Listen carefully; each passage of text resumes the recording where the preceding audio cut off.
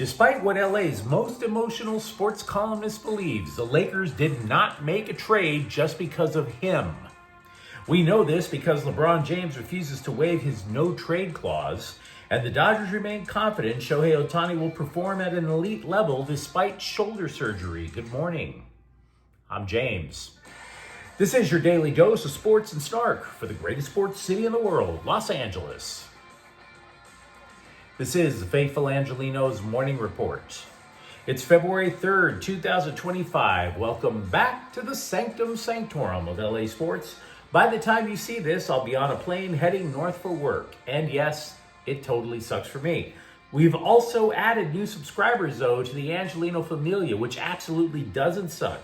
Thank you for getting in on the ground floor. We're going to do our best to keep you informed. And if you like being in the know about LA sports, click the like button.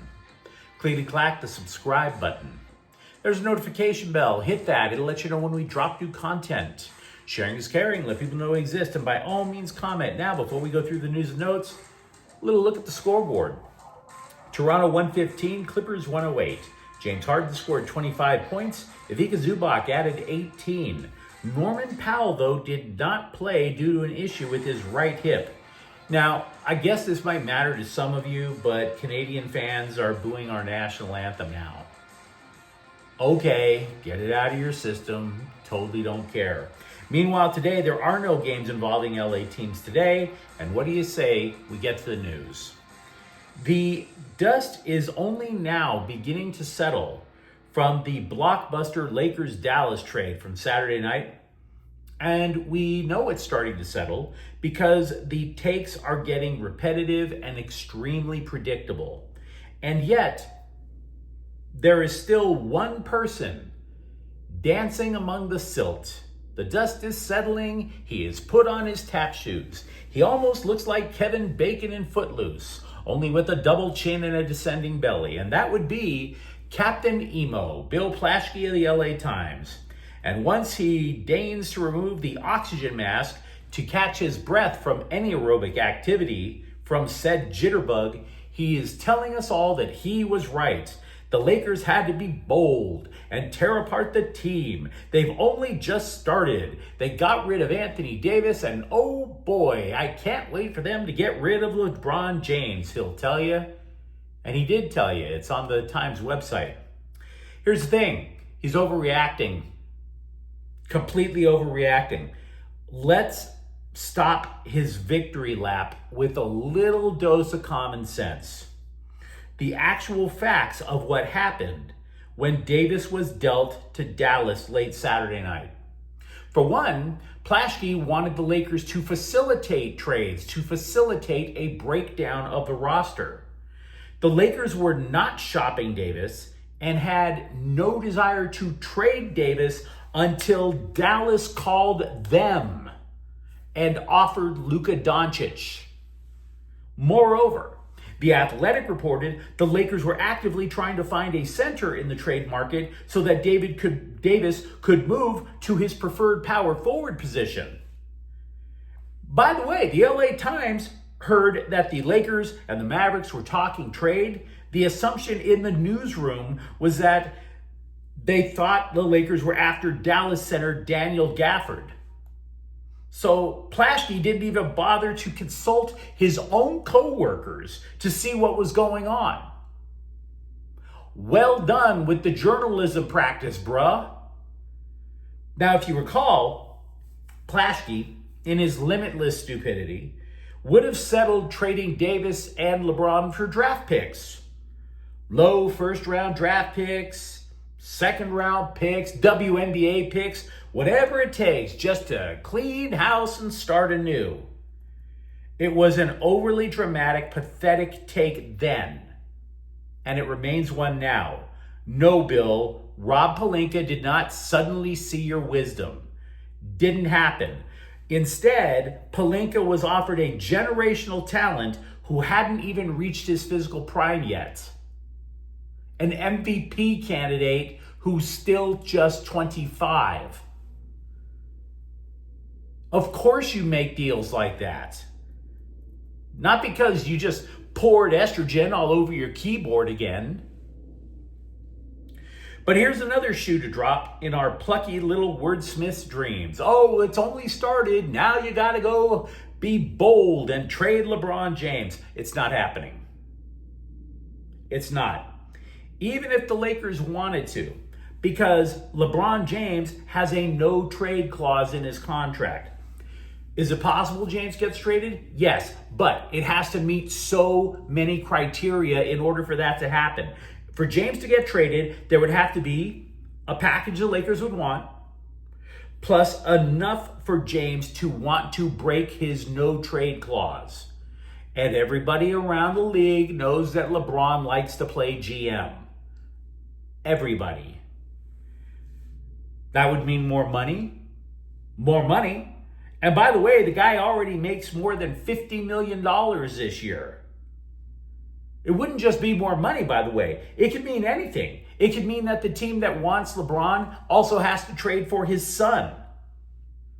Now, I get why people might think James is on the outs. I get why they might think that. James was unaware of the deal. Now, if that story is true, that's the first time in his career that LeBron James didn't have his fingers all over a transaction. He was the one who, for example, lobbied for Davis to come to the Lakers in the first place. Then he wanted Russell Westbrook. He was a co-host on a podcast with J.J. Redick. Next thing you know, Darvin Ham gets run out of town and Redick's the coach. He even went so far as to force a path for his own son, who is clearly not ready for the NBA, to get a spot on the Lakers roster after literally just a couple of dozen college games. And a cardiac arrest, I might add, to boot. So now that James is 40, he was also going to play general manager again. It was his fervent wish to bequeath the entire team to Anthony Davis. That guy was the future. It was all according to James's plan. Now, you might be saying, well, there may be a team out there wanting to give LeBron the world. That's true. It is. You're going to be probably hearing a lot about Golden State asking for James again. But if that's the case, be wary of what the Lakers need right now. They need a center. They need a 3-and-D wing to replace Max Christie. And if you're the Lakers, would that 3-and-D wing be Andrew Wiggins? I don't think that's enough. I don't. He's 29. He averages only 17 points a game. And by the way, does anybody even know who plays center for the Warriors? Because I don't think it's Draymond Green anymore. And not that Draymond Green was actually a center in the first place. The trade deadline is still noon Thursday, and while I believe the Lakers will need to make another move, because right now it's a clear path to the basket when they're on defense, do yourself a favor. Do not type in Lakers trade rumors in a Google search. It's all clickbait porn right now. And it's always wrong because absolutely none of them forecast Anthony Davis for Luka Doncic. None of them.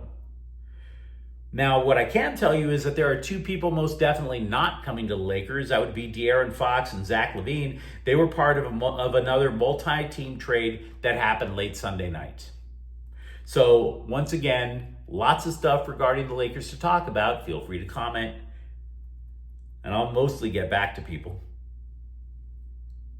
Now, it is true that I just blasted Bill Plaschke. It's not that everybody on the Times sports staff is an idiot. Here's a fair question that was asked by Dylan Hernandez of the Times. Why isn't anyone concerned with Shohei Ohtani after multiple major surgeries? You know, if you recall 2 years ago, Ohtani underwent a second Tommy John surgery. Now, this postseason, he blasted out his shoulder trying to steal a base during the World Series. His shoulder exploded. Wouldn't that many procedures on major joints kind of sap your strength? Dodger players could be rightfully accused of whistling past the graveyard in their response, but Freddie Freeman said that he's seen Ohtani exhibit ridiculous amounts of pain tolerance. If Jackass were filmed in Tokyo, they say, Shohei Ohtani would be Steve-O. Said Freddie Freeman, quote, When you pop your shoulder out like he did and you tear something, you usually can't raise your arm above your head. I watched him walk in on a workout day in New York and raise his arm completely over his head. I was like, how is this man doing this? Unquote. Now, having said that, we got to be fair. A torn labrum impacted Cody Bellinger a ton, and he was an MVP too. For that matter, Matt Kemp, he tore his labrum. It impacted both of those guys for years. So we'll just have to wait and see what happens when they get on the field. By the way, the Dodgers starter for Game 7 in the World Series has landed a job. Jack Flaherty signed a 2-year deal to return to Detroit. My condolences. Meanwhile, the Chargers blocked the Raiders from interviewing wide receivers coach Sanjay Lal. You can block people from interviewing for another team so long as it is a perceived lateral move. So in other words, wide receiver coach to wide receiver coach, you can refuse. Wide receiver coach to offensive coordinator, on the other hand, well, the interview has to take place. The thing is, the Raiders now have an offensive coordinator. It's former UCLA coach Chip Kelly. So, yeah, there's that. Kind of awkward. And I got to ask, though, if you're a Raider fan in the audience, you got to admit it's a little odd. If you remember Pete Carroll at USC, he was the energetic guy, and he hired a bunch of young coaches who were running up and down the field, and it didn't matter if they were a position coach or a coordinator. All of his offensive assistants, super young. Steve Sarkisian, Lane Kiffin. You look at Chip Kelly, the guy looks like a gerbil that survived an after party for Pretty Woman. I hate saying it. Sorry, coach. I'm not a handsome guy either. I'm just keeping it honest with you. You don't look young, and neither do I. I don't know why I came out with the Pretty Woman reference. But anyway, let me know what you think in the comments thread. Talk to me, for example, now that we've all had a chance to process what had gone on in Lakerland. Tell me what you think about Luka Doncic in purple and gold. For that matter, are you confident that Shohei Ohtani will still be able to perform at a high level? And if you enjoyed the content, don't forget to subscribe to Faithful Angelenos. We're talking LA sports every single day here. Thank you for watching. I'm James. We'll be back tomorrow. Faithful Angelenos is a Kian Cortel Queso production. Take care.